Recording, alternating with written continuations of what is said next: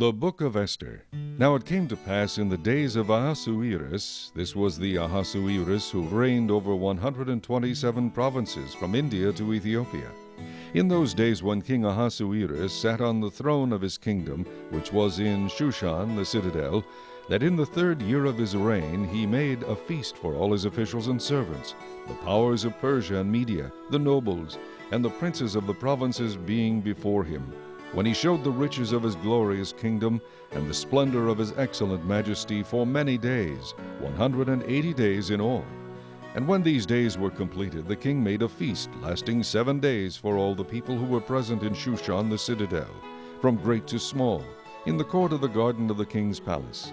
There were white and blue linen curtains fastened with cords of fine linen, and purple on silver rods and marble pillars, and the couches were of gold and silver on a mosaic pavement of alabaster, turquoise, and white and black marble. And they served drinks in golden vessels, each vessel being different from the other, with royal wine in abundance, according to the generosity of the king. In accordance with the law, the drinking was not compulsory, for so the king had ordered all the officers of his household that they should do according to each man's pleasure. Queen Vashti also made a feast for the women in the royal palace, which belonged to King Ahasuerus.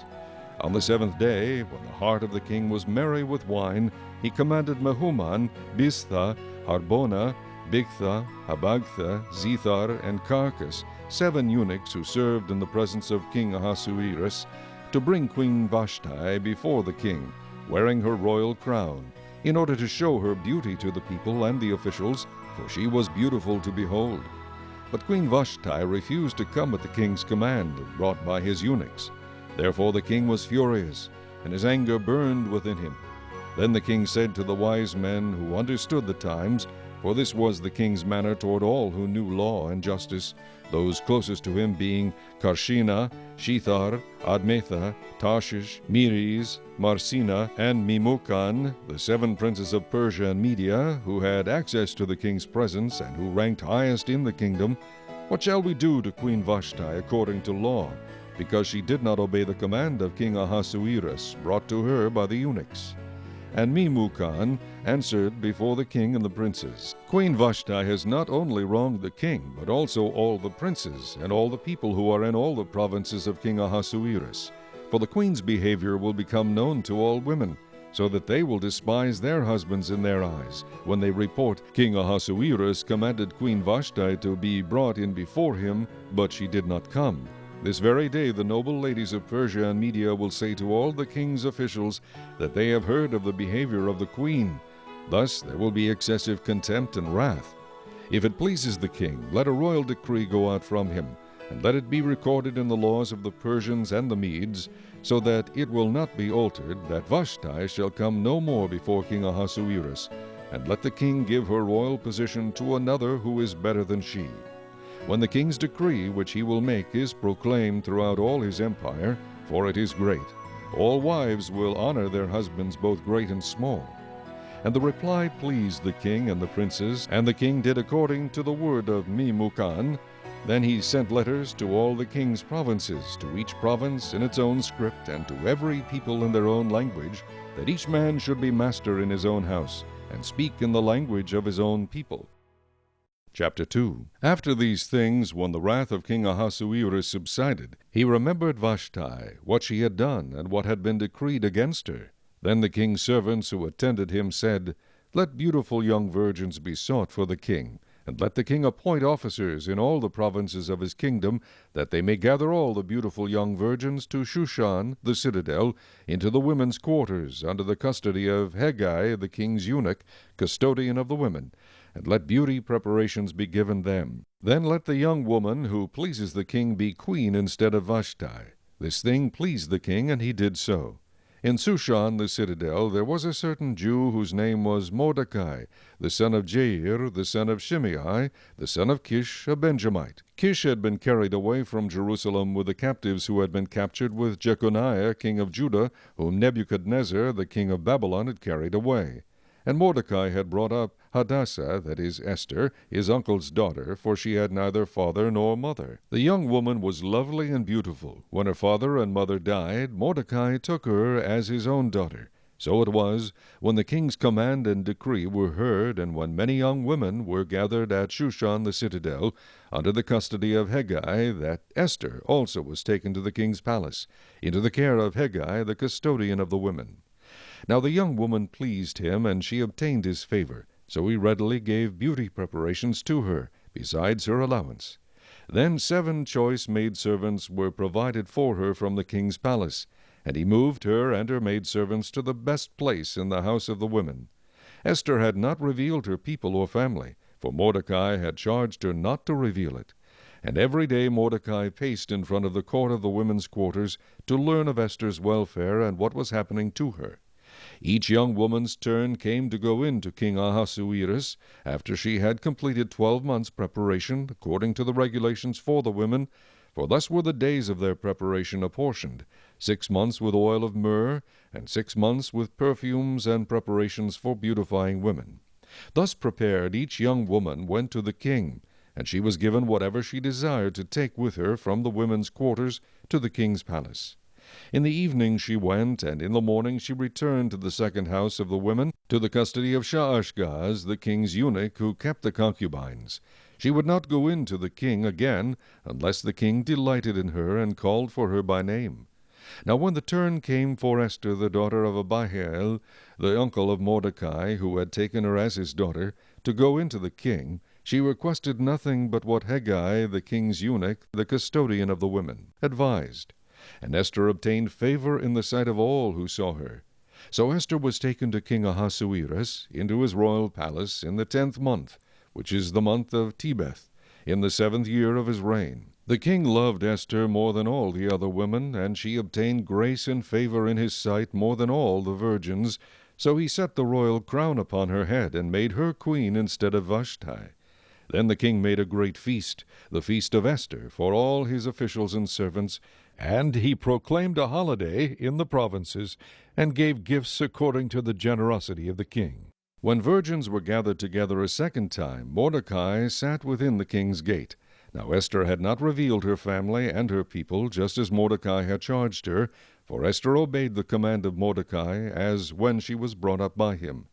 In those days, while Mordecai sat within the king's gate, 2 of the king's eunuchs, Bigthan and Teresh, doorkeepers, became furious and sought to lay hands on King Ahasuerus. So the matter became known to Mordecai, who told Queen Esther, and Esther informed the king in Mordecai's name. And when an inquiry was made into the matter, it was confirmed, and both were hanged on a gallows. And it was written in the book of the Chronicles in the presence of the king. Chapter 3.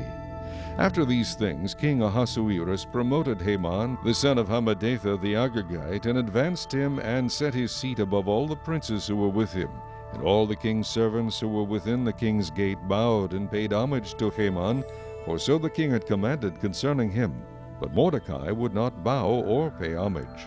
Then the king's servants who were within the king's gates said to Mordecai, "Why do you transgress the king's command?" Now it happened, when they spoke to him daily, and he would not listen to them, that they told it to Haman, to see whether Mordecai's words would stand.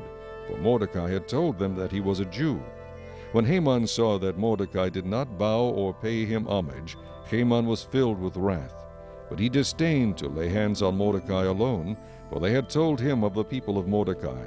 Instead, Haman sought to destroy all the Jews who were throughout the whole kingdom of Ahasuerus, the people of Mordecai. In the 1st month, which is the month of Nisan, in the 12th year of King Ahasuerus, they cast Pur, that is the lot, before Haman, to determine the day and the month, until it fell on the 12th month, which is the month of Adar. Then Haman said to King Ahasuerus, "There is a certain people scattered and dispersed among the people in all the provinces of your kingdom. Their laws are different from all other peoples, and they do not keep the king's laws.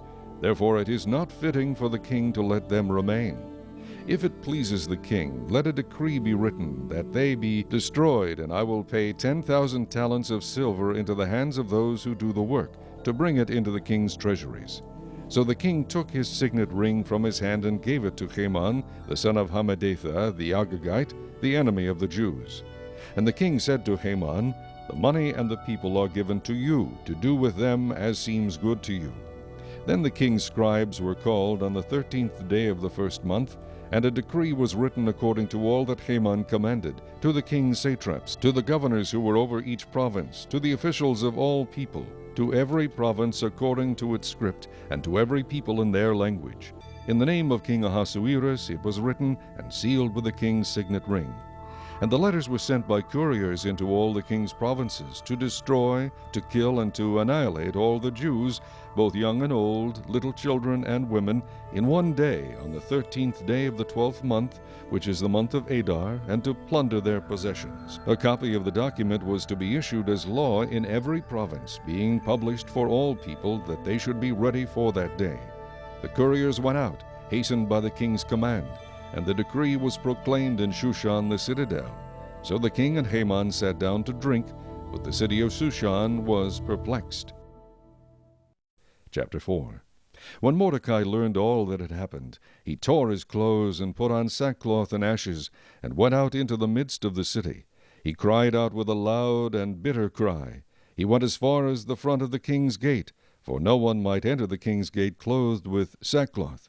And in every province where the king's command and decree arrived, there was great mourning among the Jews, with fasting, weeping, and wailing, and many lay in sackcloth and ashes. So Esther's maids and eunuchs came and told her, and the queen was deeply distressed. Then she sent garments to clothe Mordecai, and take his sackcloth away from him, but he would not accept them. Then Esther called Hathach, one of the king's eunuchs, whom he had appointed to attend her, and she gave him a command concerning Mordecai, to learn what and why this was. So Hathach went out to Mordecai in the city square that was in front of the king's gate. And Mordecai told him all that had happened to him, and the sum of money that Haman had promised to pay into the king's treasuries to destroy the Jews. He also gave him a copy of the written decree for their destruction, which was given at Shushan, that he might show it to Esther and explain it to her, and that he might command her to go in to the king to make supplication to him and plead before him for her people. So Hathach returned and told Esther the words of Mordecai. Then Esther spoke to Hathach and gave him a command for Mordecai. All the king's servants and the people of the king's provinces know that any man or woman who goes into the inner court to the king who has not been called, he has but one law: put all to death, except the one to whom the king holds out the golden scepter, that he may live. Yet I myself have not been called to go into the king these 30 days. So they told Mordecai Esther's words. And Mordecai told them to answer Esther, Do not think in your heart that you will escape in the king's palace any more than all the other Jews.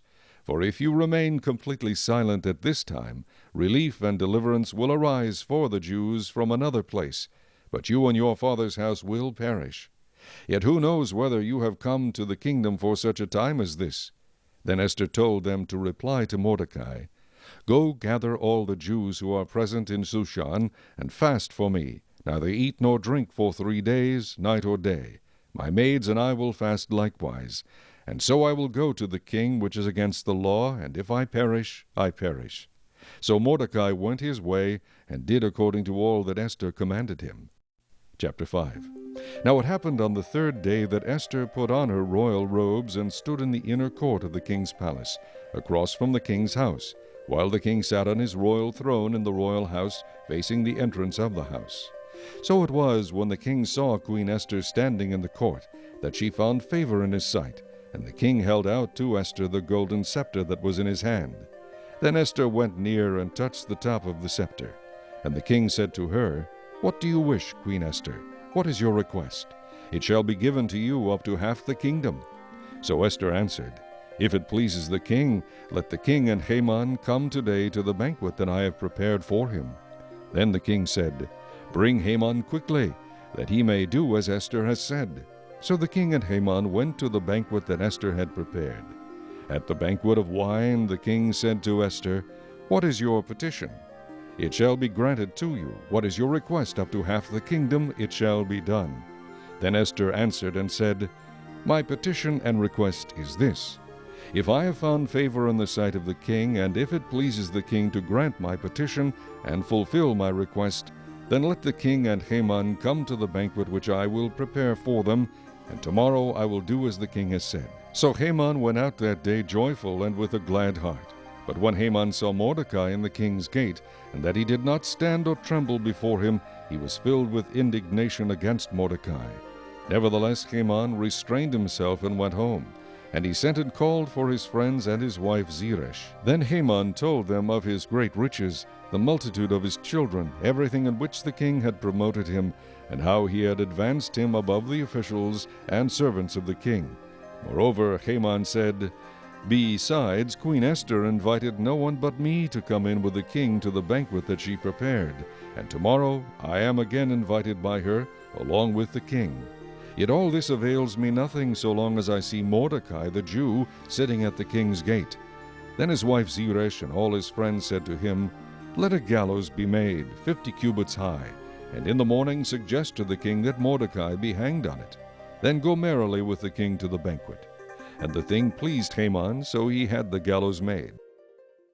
Chapter 6. That night the king could not sleep. So one was commanded to bring the book of the records of the Chronicles, and they were read before the king. And it was found written that Mordecai had told of Bigthana and Teresh, two of the king's eunuchs, the doorkeepers who had sought to lay hands on King Ahasuerus. Then the king said, "What honor or dignity has been bestowed on Mordecai for this?" And the king's servants who attended him said, "Nothing has been done for him." So the king said, "Who is in the court?" Now Haman had just entered the outer court of the king's palace to suggest that the king hang Mordecai on the gallows that he had prepared for him. The king's servant said to him, "Haman is there, standing in the court." And the king said, "Let him come in." So Haman came in, and the king asked him, "What shall be done for the man whom the king delights to honor?" Now Haman thought in his heart, "Whom would the king delight to honor more than me?" And Haman answered the king, "For the man whom the king delights to honor, let a royal robe be brought which the king has worn, and a horse on which the king has ridden, which has a royal crest placed on its head. Then let this robe and horse be delivered to the hand of one of the king's most noble princes, that he may array the man whom the king delights to honor. Then parade him on horseback through the city square, and proclaim before him, 'Thus shall it be done to the man whom the king delights to honor.'" Then the king said to Haman, "Hurry, take the robe and the horse as you have suggested, and do so for Mordecai the Jew, who sits within the king's gate. Leave nothing undone of all that you have spoken." So Haman took the robe and the horse, arrayed Mordecai, and led him on horseback through the city square, and proclaimed before him, "Thus shall it be done to the man whom the king delights to honor." Afterward Mordecai went back to the king's gate, but Haman hurried to his house, mourning and with his head covered. When Haman told his wife Zeresh and all his friends everything that had happened to him, his wise men and his wife Zeresh said to him, "If Mordecai, before whom you have begun to fall, is of Jewish descent, you will not prevail against him, but will surely fall before him." While they were still talking with him, the king's eunuchs came and hastened to bring Haman to the banquet which Esther had prepared. Chapter 7. So the king and Haman went to dine with Queen Esther. And on the second day, at the banquet of wine, the king again said to Esther, "What is your petition, Queen Esther? It shall be granted you. And what is your request, up to half the kingdom? It shall be done." Then Queen Esther answered and said, "If I have found favor in your sight, O king, and if it pleases the king, let my life be given me at my petition, and my people at my request. For we have been sold, my people and I, to be destroyed, to be killed, and to be annihilated. Had we been sold as male and female slaves, I would have held my tongue, although the enemy could never compensate for the king's loss." So King Ahasuerus answered and said to Queen Esther, "Who is he, and where is he, who would dare presume in his heart to do such a thing?" And Esther said, "The adversary and enemy is this wicked Haman." So Haman was terrified before the king and queen. Then the king arose in his wrath from the banquet of wine, and went into the palace garden. But Haman stood before Queen Esther, pleading for his life, for he saw that evil was determined against him by the king. When the king returned from the palace garden to the place of the banquet of wine, Haman had fallen across the couch where Esther was. Then the king said, "Will he also assault the queen while I am in the house?" As the word left the king's mouth, they covered Haman's face. Now Harbona, one of the eunuchs, said to the king, "Look, the gallows, 50 cubits high, which Haman made for Mordecai, who spoke good on the king's behalf, is standing at the house of Haman." Then the king said, "Hang him on it." So they hanged Haman on the gallows that he had prepared for Mordecai. Then the king's wrath subsided. Chapter 8. On that day King Ahasuerus gave Queen Esther the house of Haman, the enemy of the Jews. And Mordecai came before the king, for Esther had told how he was related to her. So the king took off his signet ring, which he had taken from Haman, and gave it to Mordecai. And Esther appointed Mordecai over the house of Haman. Now Esther spoke again to the king, fell down at his feet, and implored him with tears to counteract the evil of Haman the Agagite, and the scheme which he had devised against the Jews. And the king held out the golden scepter toward Esther.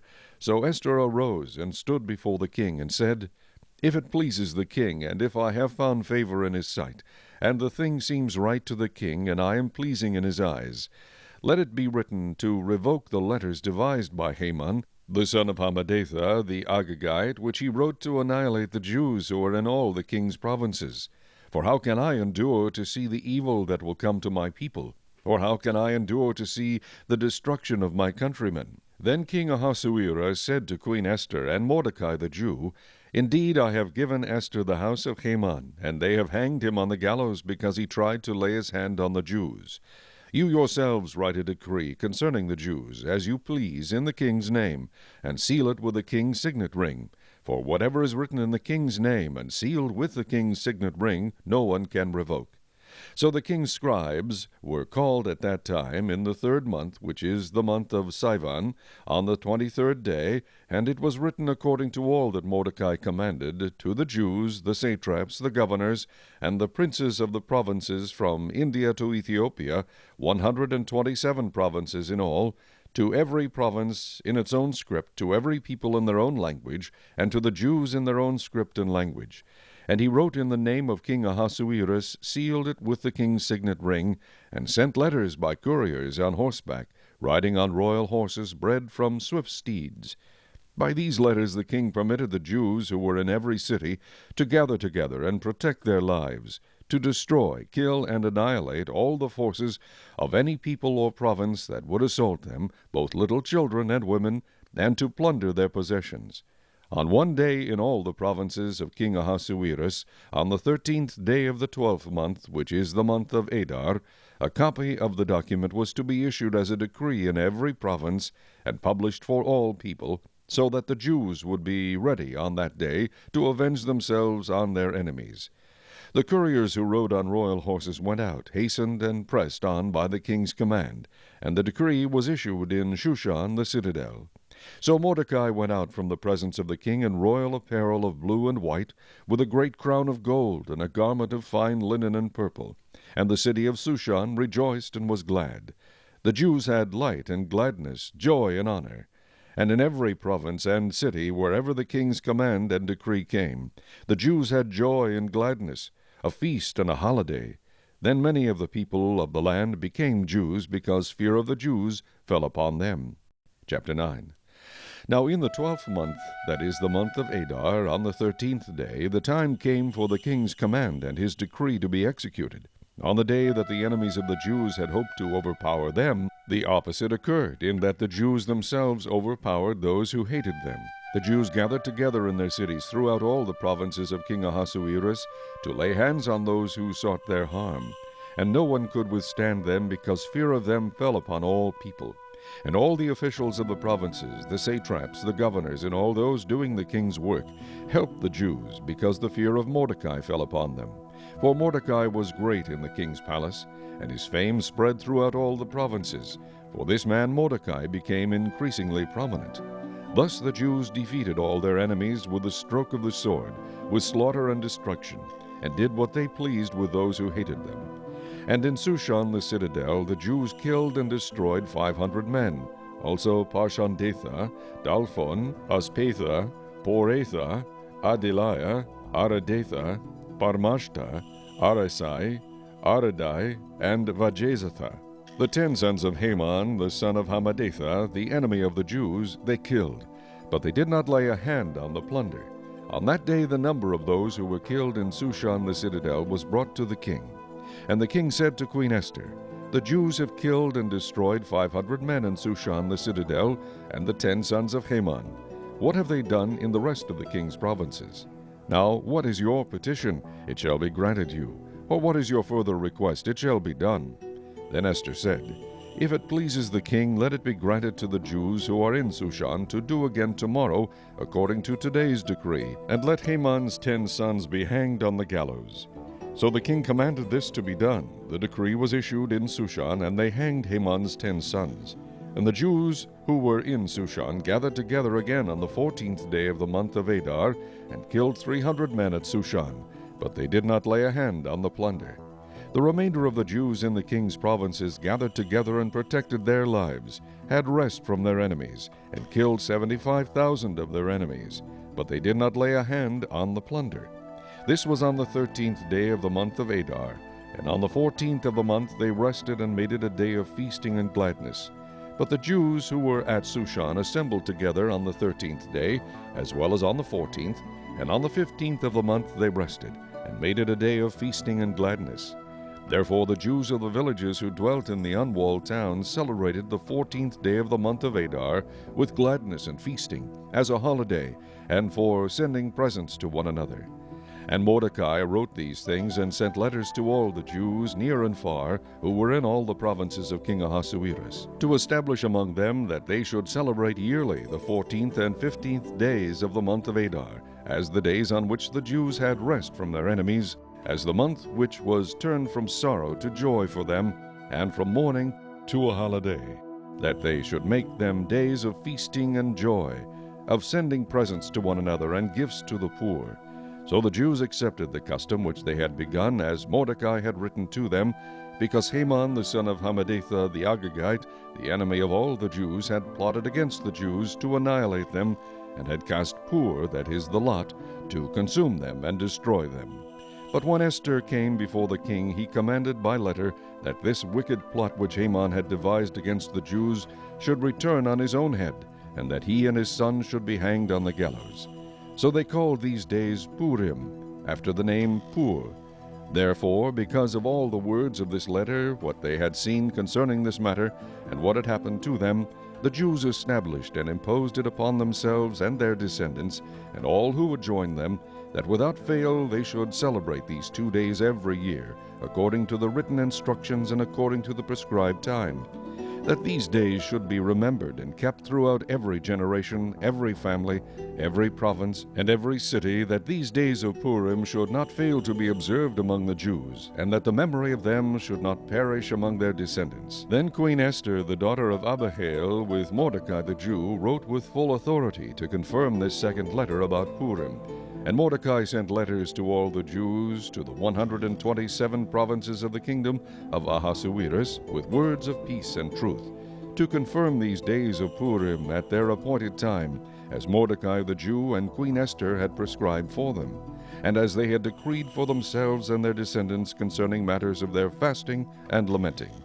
So the decree of Esther confirmed these matters of Purim, and it was written in the book. Chapter 10. And King Ahasuerus imposed tribute on the land and on the islands of the sea. Now all the acts of his power and his might, and the account of the greatness of Mordecai, to which the king advanced him, are they not written in the book of the chronicles of the kings of Media and Persia? For Mordecai the Jew was second to King Ahasuerus, and was great among the Jews, and well received by the multitude of his brethren, seeking the good of his people, and speaking peace to all his countrymen.